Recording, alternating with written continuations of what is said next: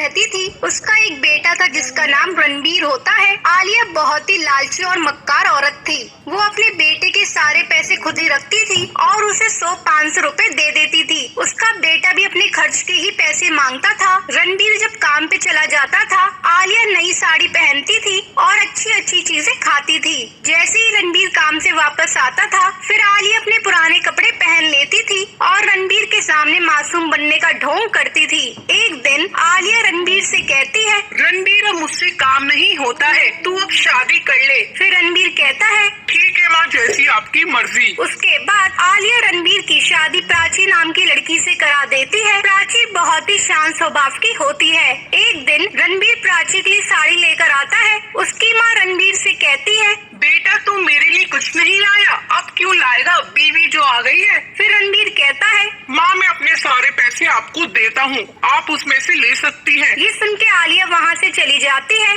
ऐसे ही कुछ दिन बीत जाते हैं। एक दिन प्राची के दर्द होता है। आलिया उसे दूध में मिलाकर गोली दे देती है। फिर रणबीर प्राची को हॉस्पिटल ले जाता है और डॉक्टर रणबीर से 2 लाख रुपए मांगते हैं। फिर रणबीर डॉक्टर से कहता है, आप इलाज करिए, मैं थोड़ी देर में पैसे जमा कर दूंगा। फिर डॉक्टर कहता है, नहीं अभी करने होंगे, नहीं तो उसके इलाज शुरू नहीं होगा। फिर रणबीर अपनी माँ के पास भागता हुआ जाता है और उससे 2 लाख रुपए मांगता है, लेकिन उसकी माँ मना कर देती है और बोलती है, मेरे पास कोई पैसे नहीं है, पता नहीं है घर में कितना खर्च होता था। फिर रणबीर कहता है, माँ मैं आपको सारे पैसे दे देता था और अब आप मुझे मना कर रही हैं। फिर रणबीर अपने ससुराल वालों के पास जाता है और प्राची के पापा से पैसे लेकर आता है। प्राची का इलाज शुरू हो जाता है। उसके बाद प्राची रणबीर से कहती है, माँ ने ही मुझे दूध में मिलाकर दवाई दी थी, उससे मेरी तबीयत खराब हो गई। फिर रणबीर अपनी माँ से कहता है, आप मेरी माँ नहीं है, इससे अच्छा तो सौतेली माँ होती। और वो बहुत ज्यादा गुस्सा होता है। उसके बाद रणबीर बहुत ज्यादा रो रहा होता है।